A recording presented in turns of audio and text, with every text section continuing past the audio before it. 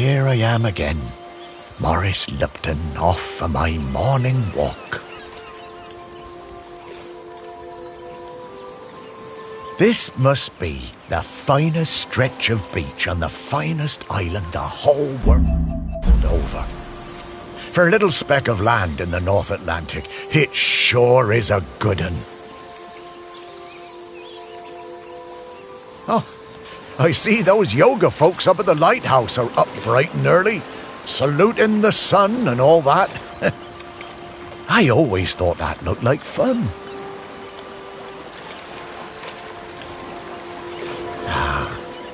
But this walk isn't the same without Sparky. She did love chasing that tennis ball. Oh, Sparky. I miss you, girl. The crater's definitely been smoking more than usual lately. That's funny, that, for a dormant volcano. Shelmerston used to be a quiet place. You'd only come here if you liked fishing or bird watching. But since the new ferry service started, we get loads of tourists.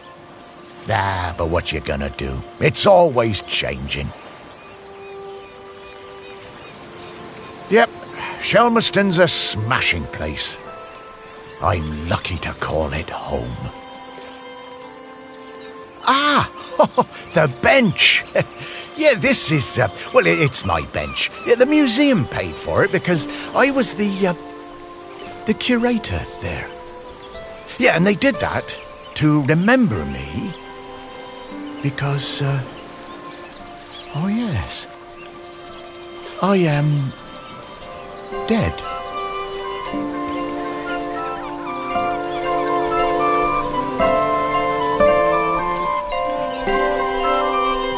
It's been some adjustment, but not all bad.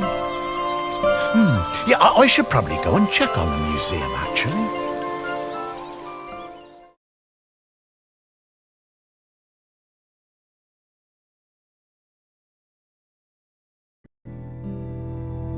Yeah, I've been collecting the stories of Shelmerston for years now, here in my museum. There are so many stories, and wonderful ones. The museum started off small, but just grew and grew.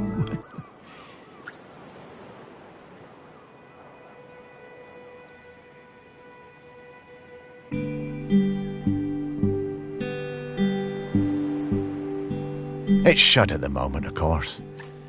Not sure what's going to happen with it now that I'm no longer doing it. I do like coming back here, though. Gives me a bit of purpose, which I've really missed since, becoming dead. Oh, one thing that's been keeping me amused. Since I've been dead, I found I can do some new things.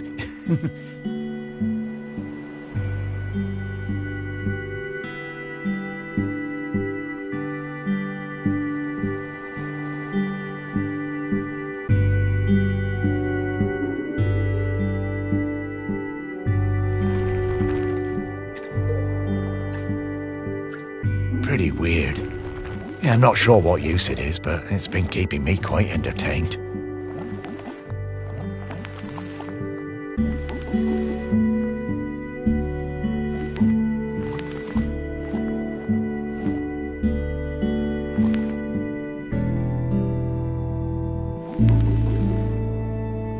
But the novelty's worn off.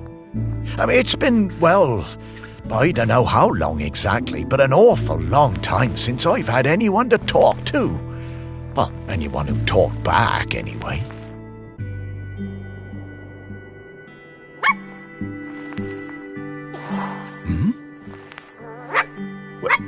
No, I couldn't. That sounds like Sparky. Is that you?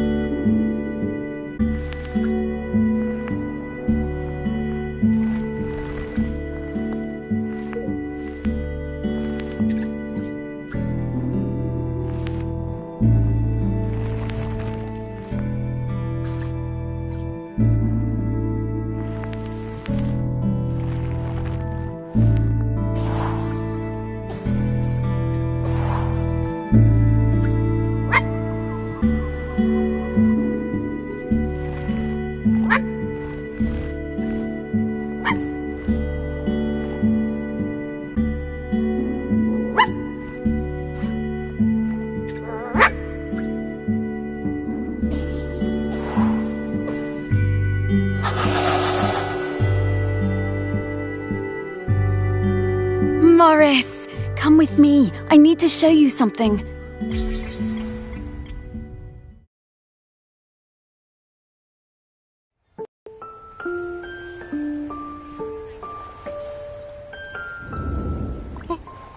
It's Sparky? Morris, you worked it out.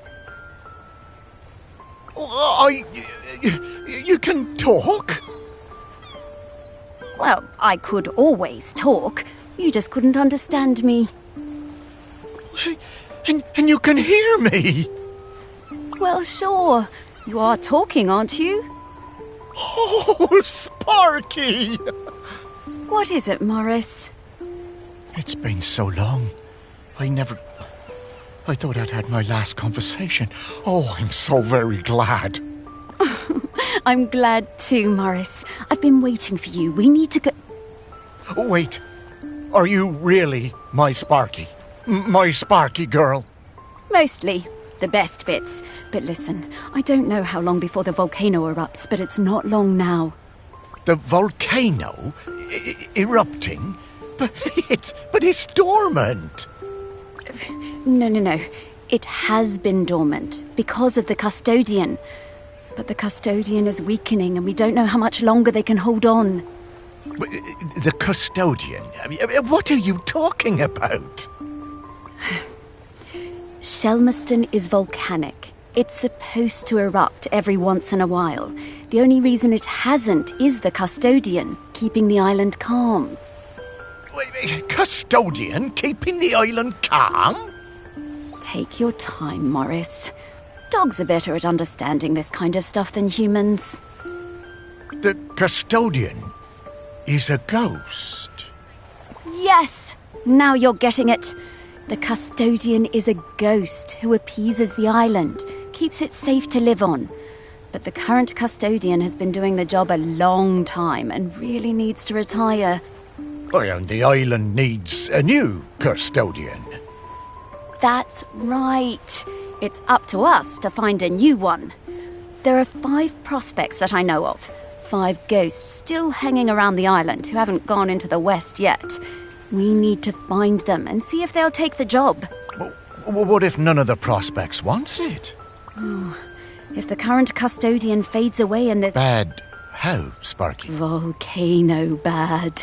You've seen how it's smoking. Well, could I be the custodian? Oh, I wish.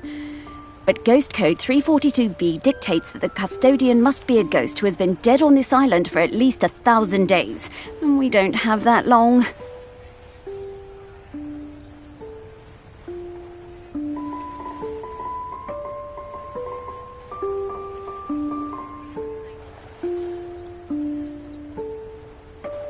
Ghost Code 342B. Yeah, well, I suppose that makes as much sense as anything else.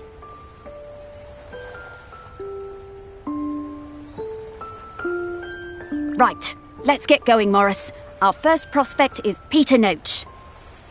Oh, yeah, from the yoga centre. Yeah, he died a few years ago, didn't he? Yeah, I remember his funeral on the lighthouse. Yes, that's the fella. He always had those funny green...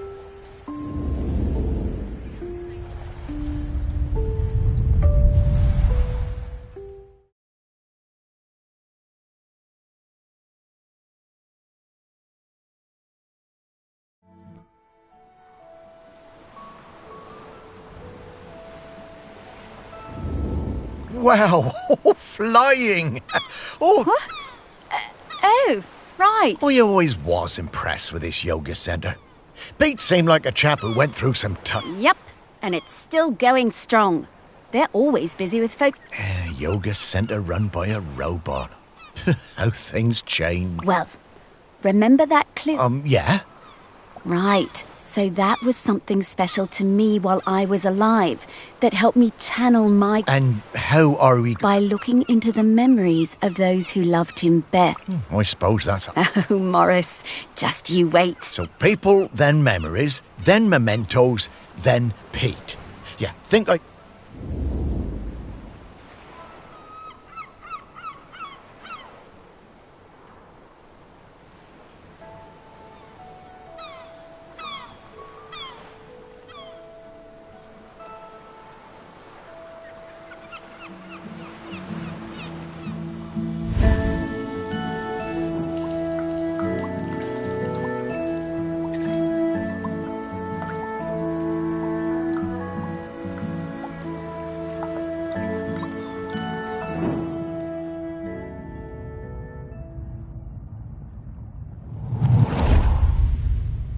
When Pete arrived at the lighthouse, he needed help running it, but refused all offers. Eventually, fearing the possibility of a shipwreck, Trinity House sent me to Shelmerston to help keep things running smoothly. I bought Pete a plant as a welcome present. He introduced himself very quietly, but didn't seem to want to say anything else. He seemed distracted, like gravity was pressing down on him harder than other people. Whenever I would enter a room, Pete would mutter some excuse to leave. I didn't have a single conversation with anyone in months. Eventually, Pete noticed the plant.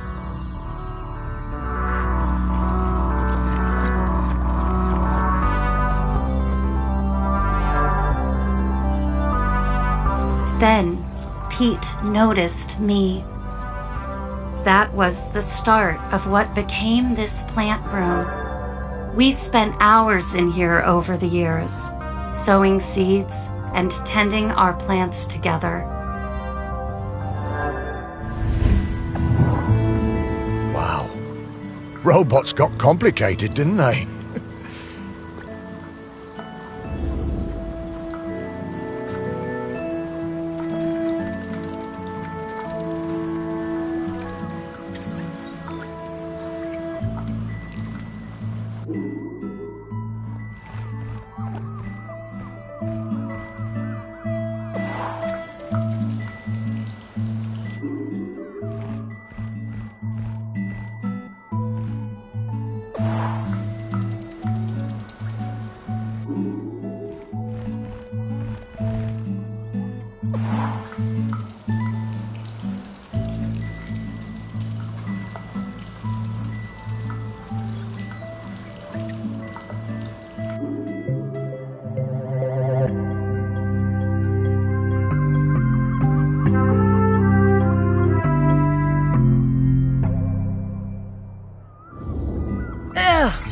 Dogs hate all fruit. I'm not going near this, Morris.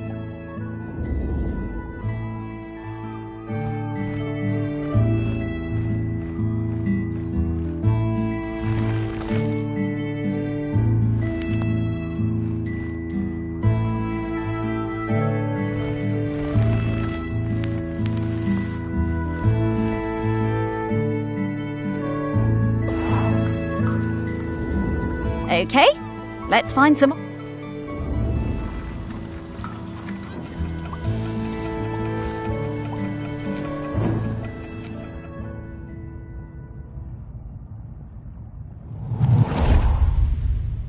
I met Pete for the first time on a yoga retreat in Goa.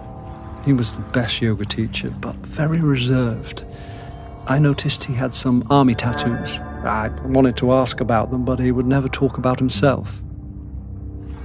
When I got home, I looked him up. I couldn't believe it. He'd been with Special Forces in Helmand and was awarded a medal for bravery. Pete's unit had been in an ambush. He tried to save a colleague whose leg had been blown off, but by the time they'd reached base, it was too late. Pete was the only survivor. I booked the retreat again the next year. I thought he was such an interesting bloke. Still waters, you know. And one evening, after class, I followed him down to the beach. I saw him throw something into the water and went to have a look. Picked it out of the shallows before it was washed away. It was his medal. I picked it up. I went back to Goa the following year, but Pete wasn't teaching and it just wasn't the same. Not as good. Then, a couple of years later, I saw an online ad for his new retreat in a lighthouse. And I booked immediately. I took the medal with me. Perhaps he would want it back. It was the same Pete Noach, and if anything, he was an even better teacher. One coffee break, when I got him on his own, I brought up Helmand in conversation. I wish I hadn't. It was like a shutter coming down. I didn't mention the medal. I kept coming back for the yoga, and you know, over the years I saw Pete mellow. I think the lighthouse was doing him good. He even cracked a joke with the group once in a while. So, That summer, the one before he died, I decided to act. It was the day I was leaving and I showed him his medal. There was a moment of total surprise. I was worried then. But he took it. He turned it over in his hand. The poor guy was lost for words. He gave me a nod of thanks and slipped it into his pocket. I'm glad he got it back.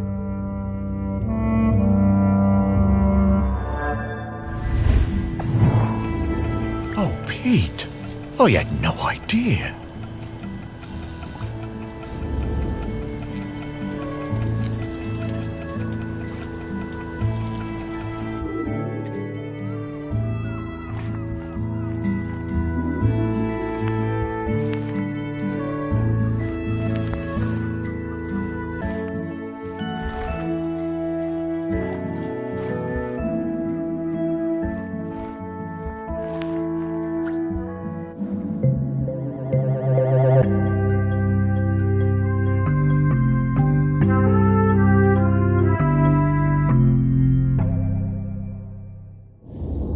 This is a conspicuous gallantry cross. They don't give those to just anybody.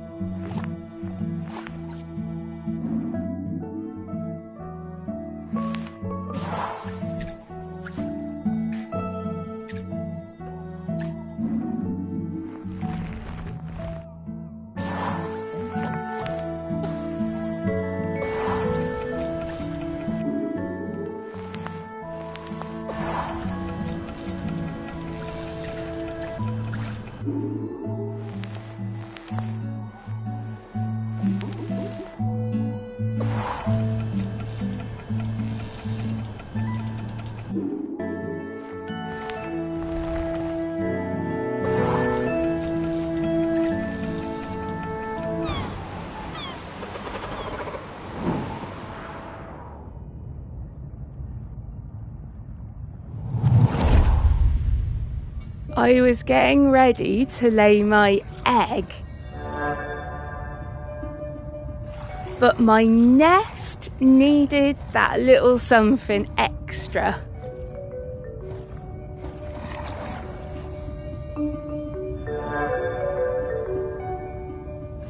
I found the perfect thing. The human and that metal beast seemed quite agitated at their loss.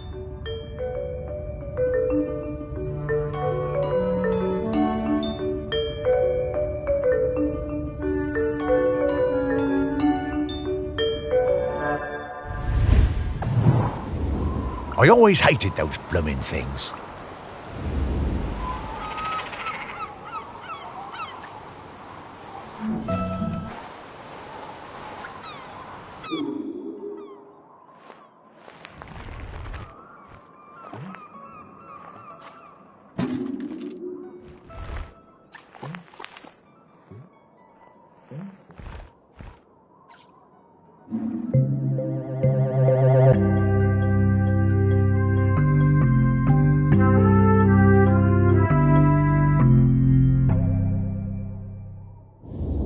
Dogs are actually very good at solving these.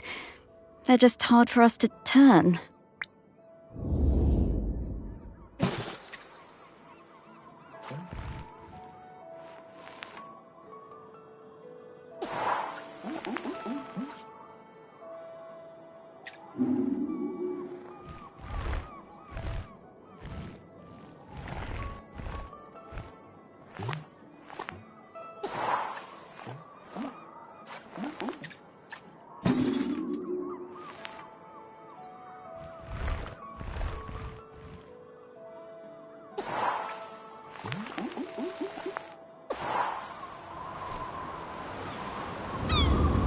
Hey, I'm starting to pick up the scent of something else here. Grenkins?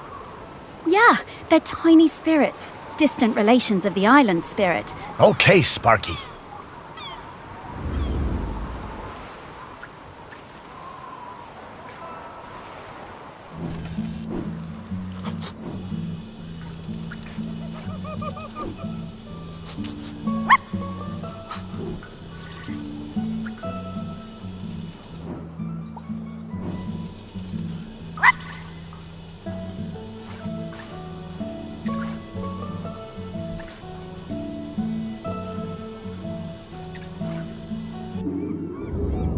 Okay, we're in the right place.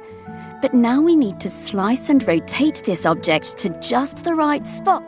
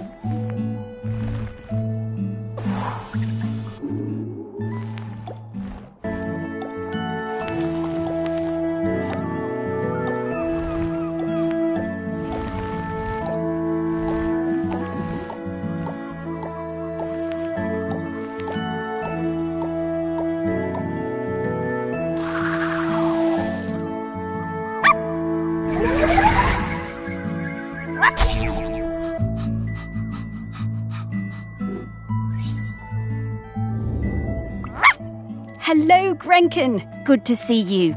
Morris?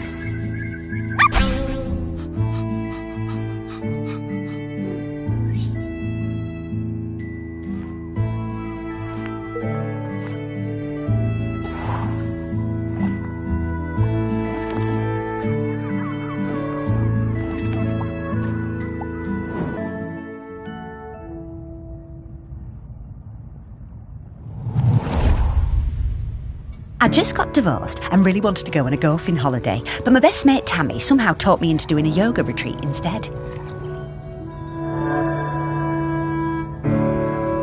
Yoga made me feel weird and uncomfortable. After the first day, I'd basically given up. I thought Pete was a bit angry with me. It was hard to tell. Exploring the lighthouse, I came across Pete's set of clubs. Bingo, I thought. I wondered where I could practice my drive. I took the clubs up to the observation deck and spent all afternoon perfecting my stroke. The sun was shining. It was the best time I'd had all week. Suddenly, I was aware of Pete watching me. My heart sank and I braced myself for a telling off. How wrong I was. Pete cracked a smile and joined in. Every evening for the rest of that week, we were up on that observation deck, driving balls into the sea. Best holiday in years. I even got into yoga by the end.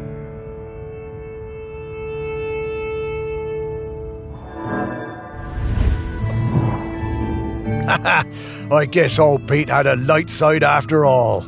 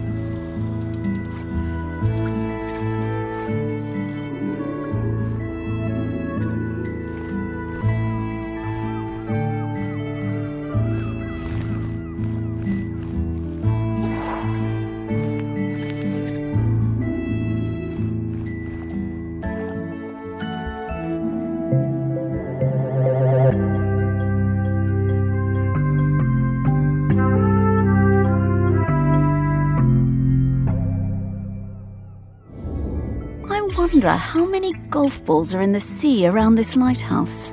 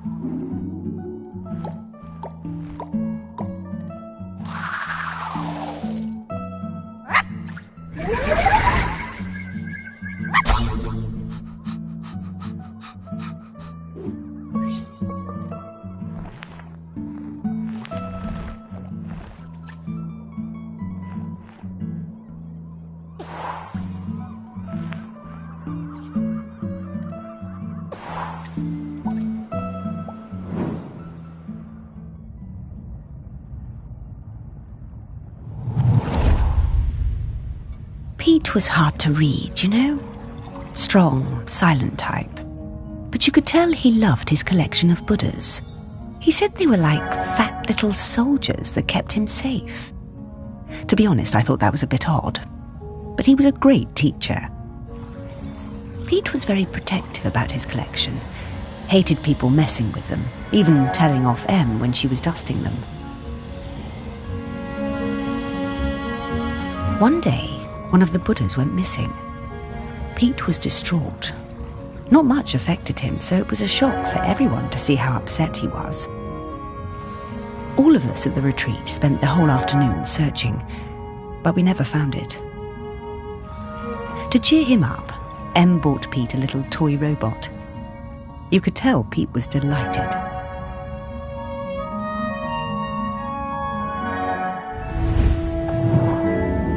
Ah, what a lovely gesture.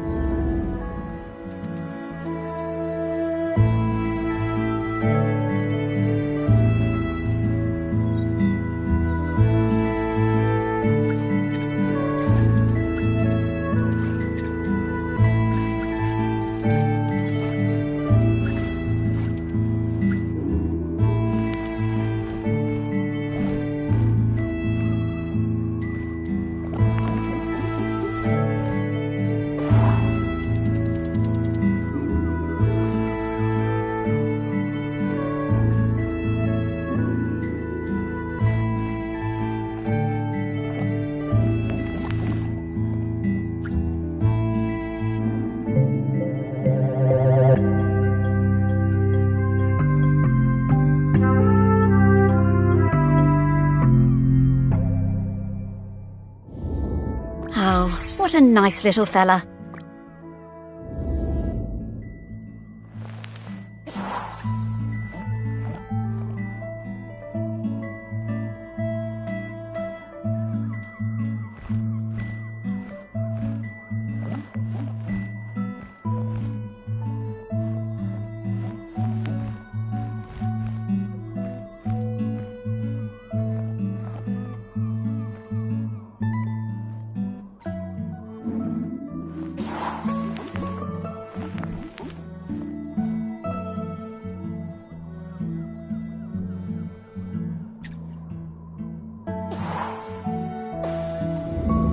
Okay, that's all of... Wow, I'm getting a really strong... All right then.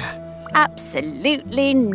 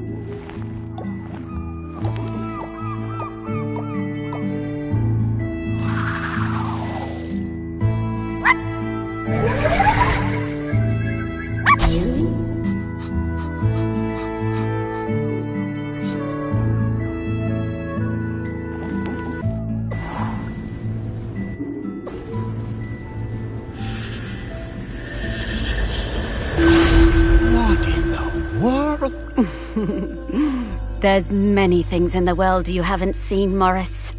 Those things, eh? Yep. Yep. Those are all of Pete's fragments. I just need to round them up. Well, go get 'em, girl.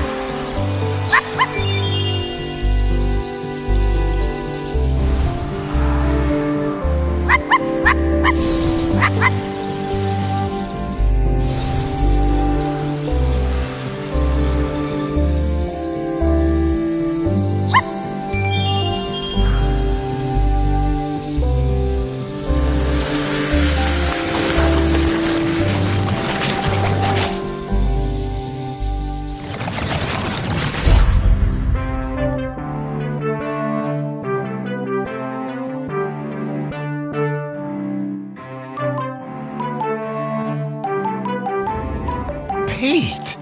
Oh, well. Of course I remember you, Morris. It's lovely to see you. Oh, well, you know, it's a bit jarring, but... Well, I'm having a nice... The custodian? The person who... Yes, well, that's... Oh, me? To be the custodian? Oh, Morris, I'm flattered, but I don't think... Well... Would you want to come with me? Well, that's kind of you, but... I understand.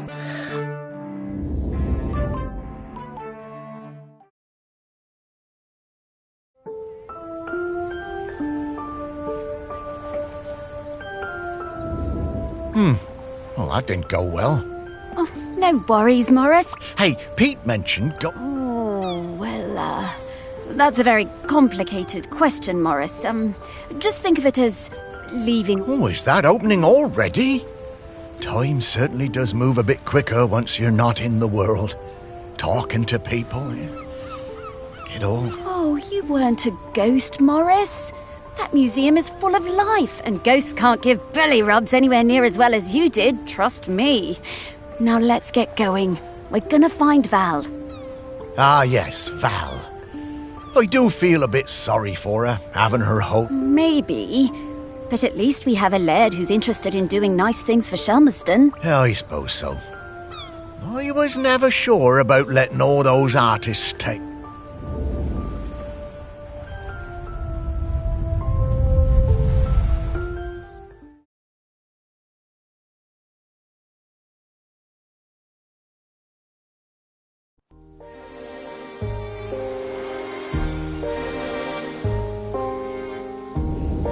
My, how the park has changed. I barely recognise it anymore with all these artists buzzing about. Oh, they're not so bad. So many different and exciting smells. Yes, well, you and I have always valued different things in smells. And now we need to sniff out Val. Just like before, let's find some people with memories of her and track down those mementos.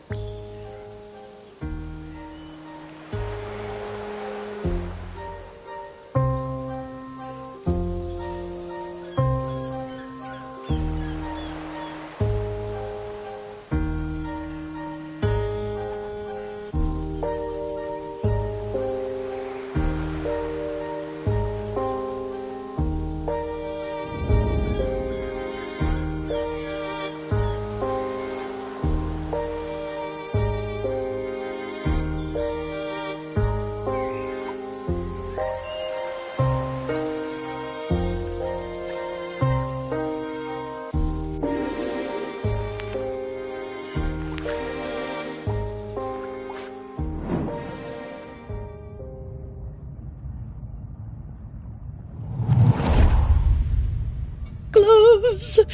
I love them. I can't get enough gloves.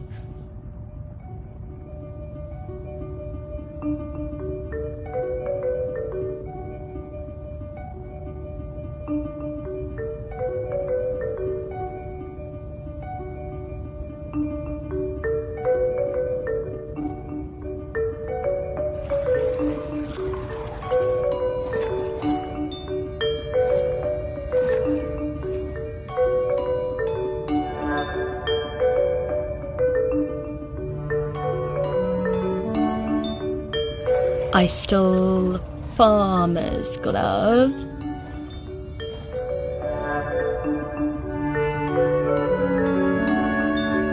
I stole the fisherman's glove.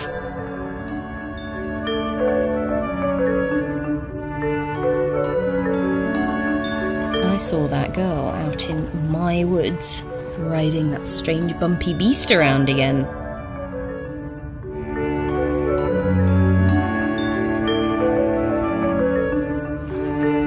She really seemed to love that awful creature.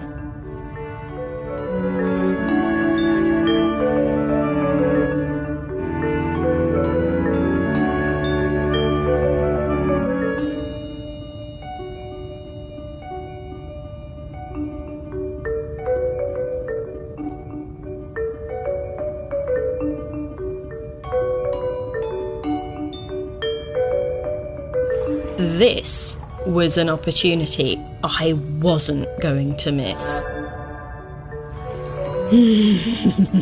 Lovely gloves.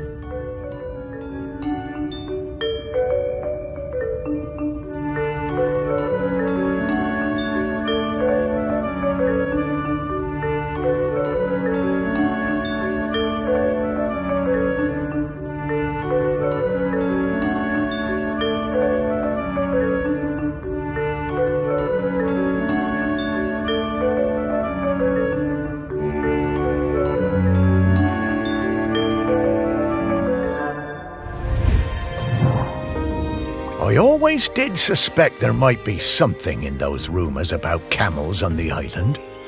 All that time, and Val never let on.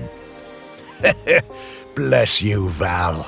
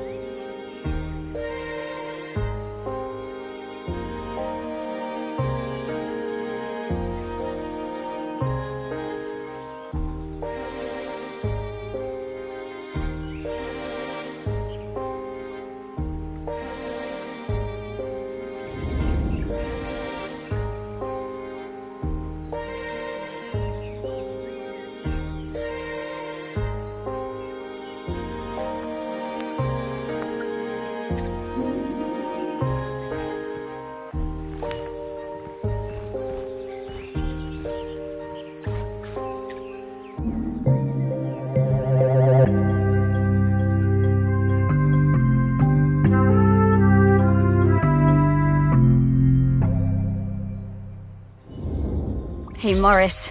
I bet you wish you were alive so you could rub me with this glove.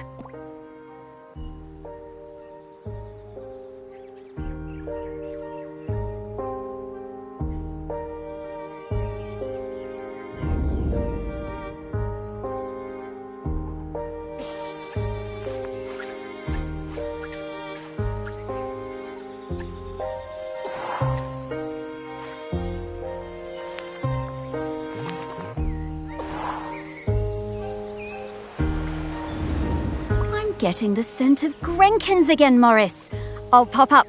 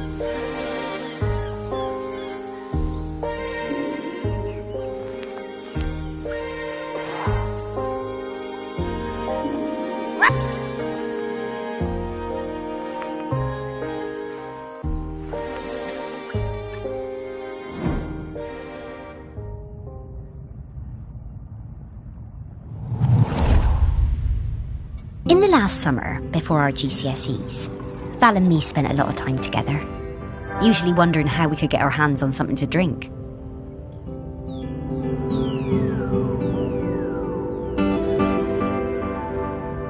No one on this stupid little island would serve us, though. One day, we were hanging around on the allotments near the quay when we spotted something. And so, later that night,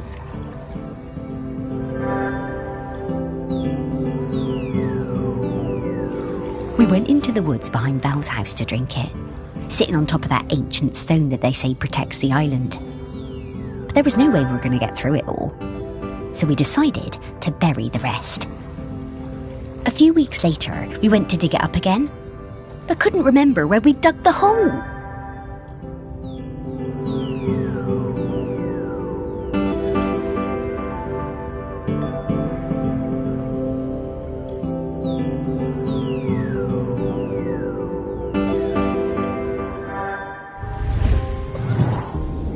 There is so much of our history buried on this island. Stories everywhere, right?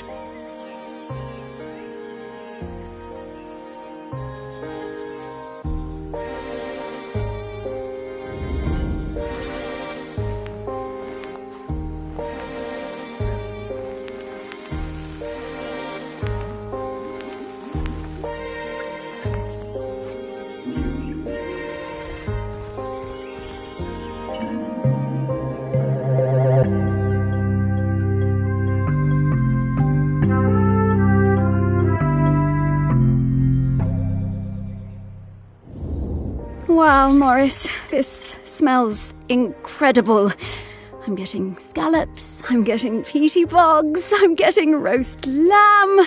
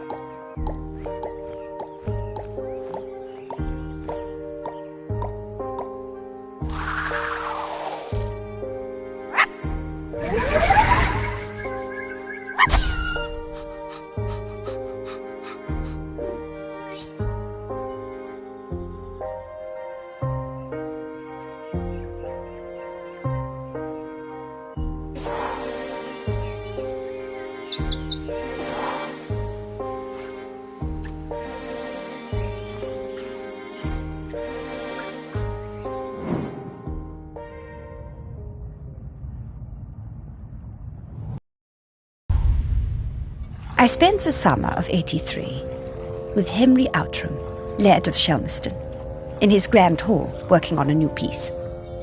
It was supposed to be about the volcano, but once I arrived, I found myself particularly... Henry was a delightful host, always excited to have us bright young artists around, and always ready with a charming question or a fortifying glass of something.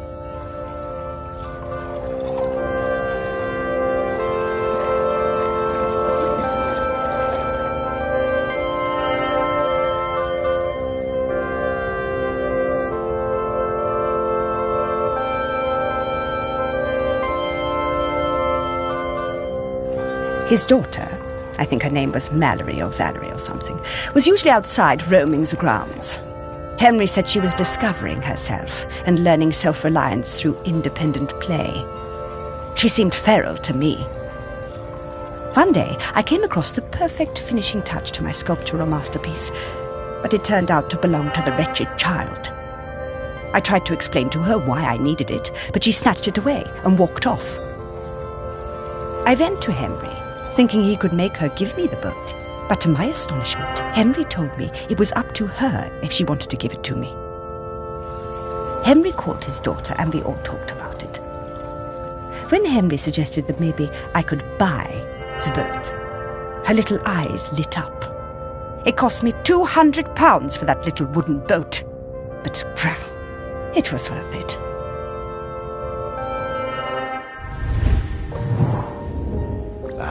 Henry was a good dad at heart, caring about Val's feelings, and treating her like a grown-up even when she was little.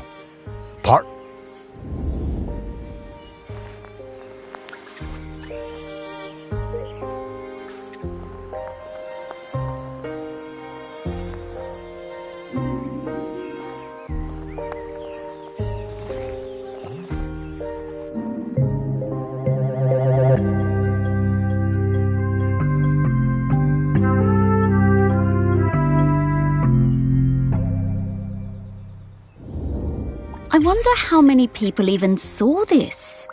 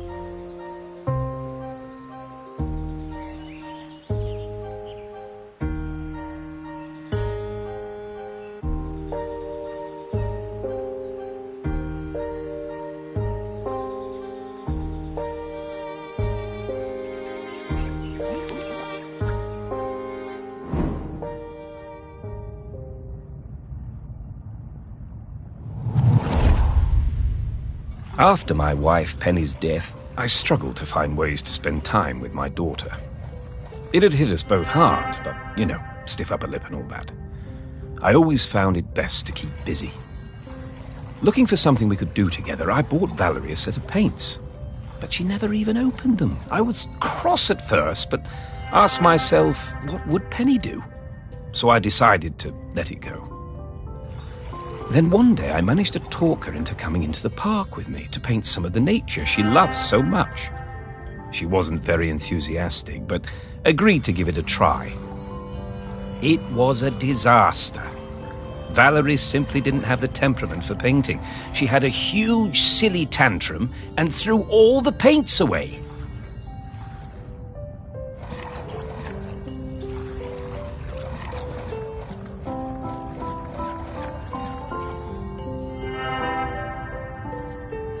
I told her I wasn't having this kind of childish behavior, and I told her to stay in her room until she had calmed down.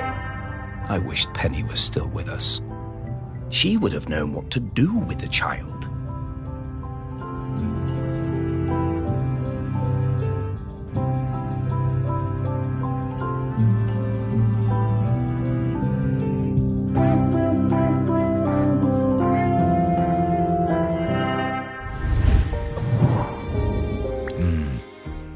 Very hard, that, to lose a parent. Was never going to be easy after her mum died.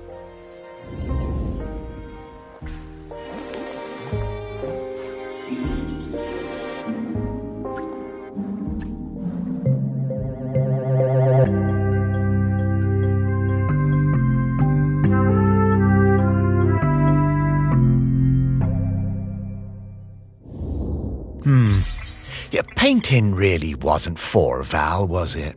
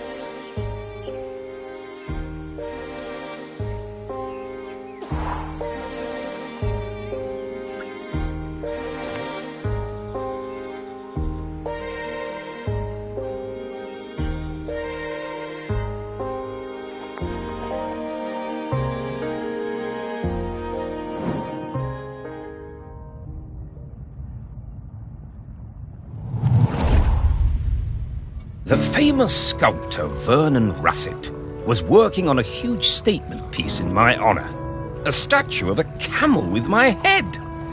When I saw it, I felt quite uncomfortable, but I didn't want to upset him.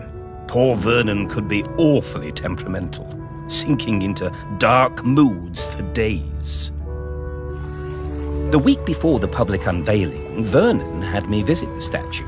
He needed to make some final adjustments to the face. Valerie came along too. She looked like thunder. She hated that statue and wasn't afraid to show it. I couldn't help thinking how like her mother she was. When the statue was revealed, the nose was missing. Fortunately, we all managed to cover our surprise and act like nothing was wrong, so no one was any the wiser. Some fellow from the Times wrote a glowing review, so Vernon wasn't too glum about it. I'm pretty sure I know what happened to that nose. Aha, the old Outram spirit. Good for you, Valerie. Your mother would have been proud of you.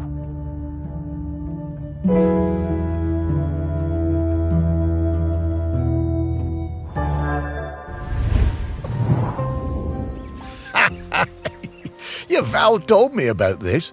She had a whole speech prepared in case they figured out it was her who cut that nose off.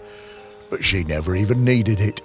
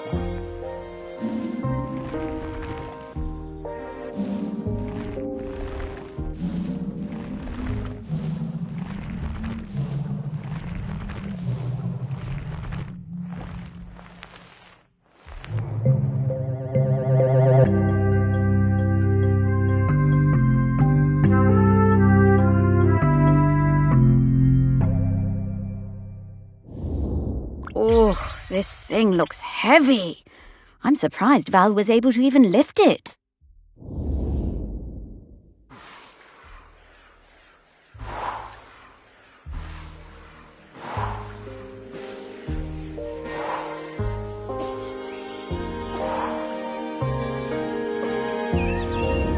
Oh, we did it! Oh.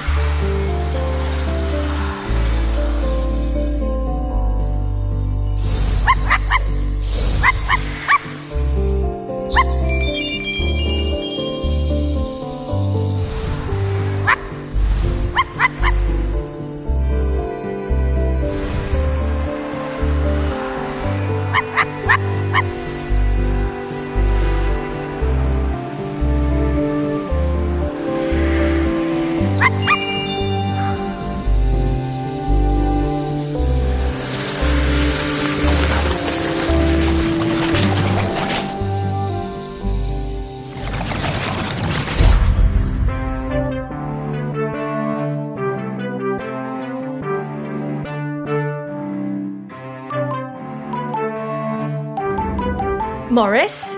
Morris Lopton? Is that really you? And Sparky? Val! Oh, it's so good to see you again. You too. You're looking very, Dead? Yeah. But quite good, considering. Hello, Val. Sparky talks now. Death certainly. Well, we're trying to find a replacement because... Oh, yes. Aggie? Aggie is the current... Oh, well, then, yes. Oh, Morris. Oh, you can do it. I'm flattered. But those are enormous shoes to fill. And I'm not like you, Morris. I don't love this town like you do. Oh, well, I'm sorry, dear. Thank you. You too, Val. Spark... Oh, I'm sorry, Morris. We really need to keep this up. Come back later, Morris. Oh, well, all right, Val. Goodbye.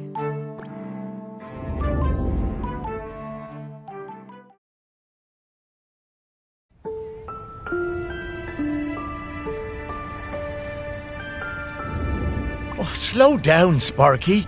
I need to... No time, Morris. Well, it's just that I don't... We're looking for the customer. Well, I get that bit, Sparky, but... Oh, well, it's hard to explain with... Part of the rock. Yes, the rock and the sea. And you give up being... Yeah, well, a walking around talking kind of ghost. Oh, wow. Oh, no wonder Val... I always thought there were those folks destined to be mayors and I... What? Small? Morris. I suppose I'm more like one of those island oddities. Yeah. Ogden it is. I'm right behind you, Sparky.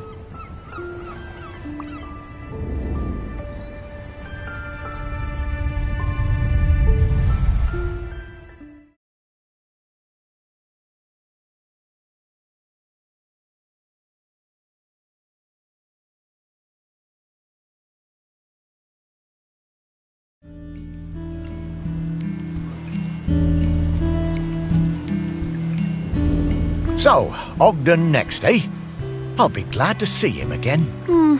His music always hurt my ears, but he was good at chin scratchers. Oh, lovely guy. Oh, look, the ferry's coming in. There'll be loads of tourists all over this quayside soon. Well, I suppose they won't get in our way much anymore, eh, girl?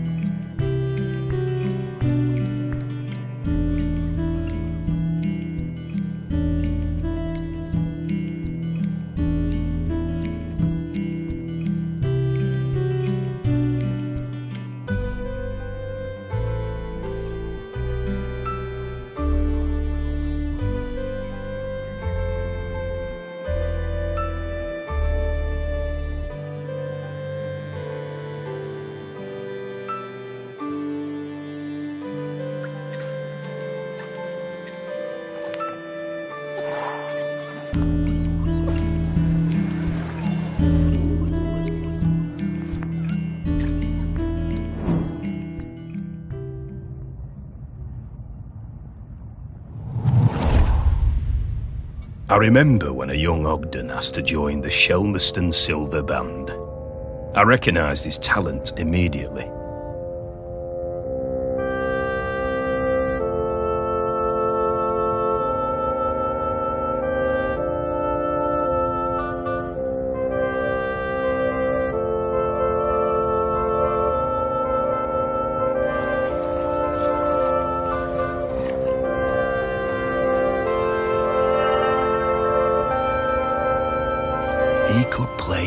anything, that lad. Literally anything.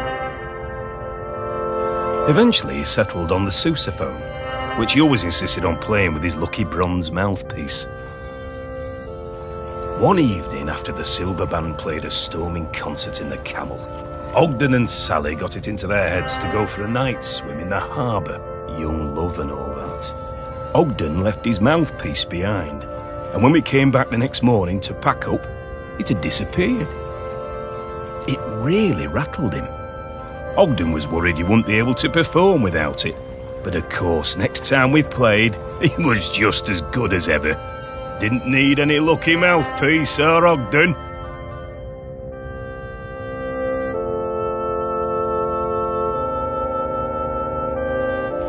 He could play anything, that lad.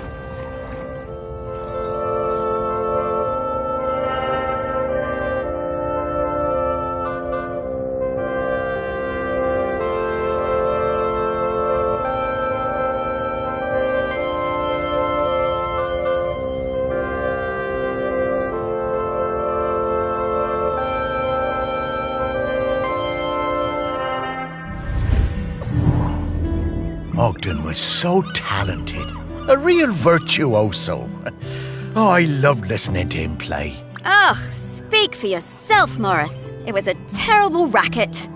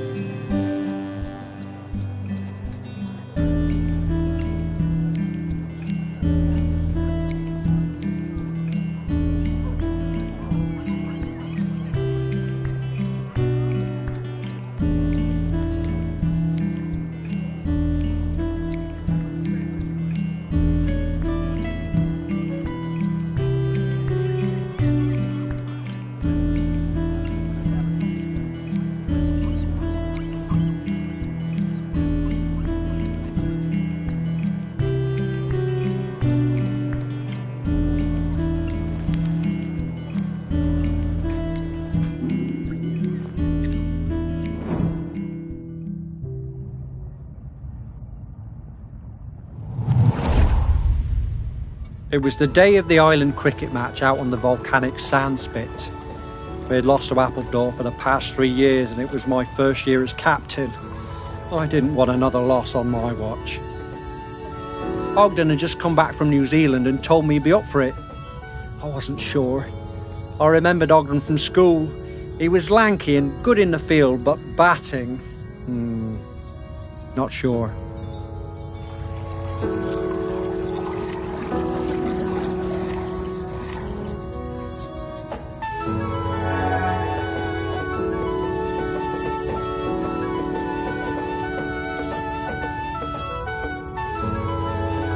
Ogden showed up with his own bat.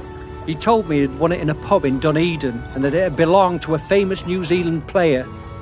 I wondered whether I should put him into bat at all, but Ogden whispered to me that he'd been playing on deck all the way home. I knew Ogden wasn't a bluffer, but he was never the guy who got picked for the first team at school. Still, I had nothing to lose. Ogden hit a six with his first stroke. We went wild! And just when I thought it must be a fluke, he hit another, and another. He was a machine! Ogden hit so many cricket balls out into the sea that we had to stop play. We'd run out. It was a stunning win, and we carried Ogden back across the sand and into the Camel. Even though he'd won the match pretty much single-handedly, he insisted it was all down to the bat and plenty of practice. Ogden was solid gold.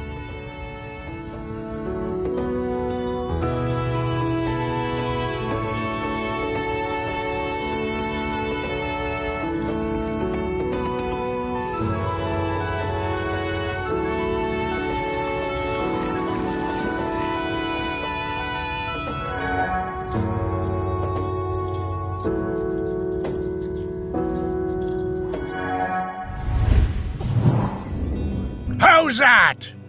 What a great day that was.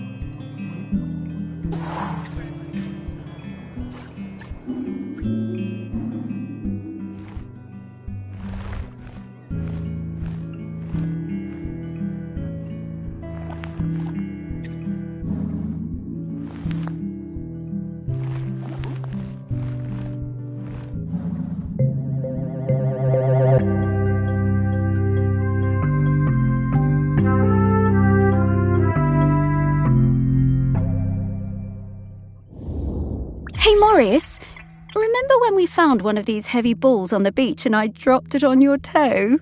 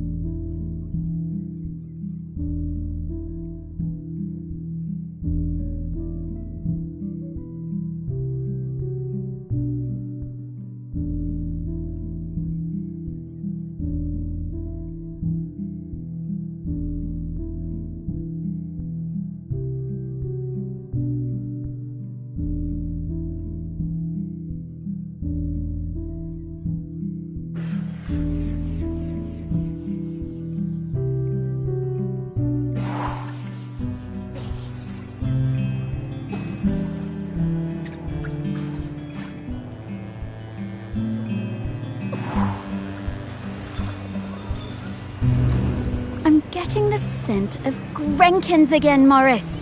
I'll pop...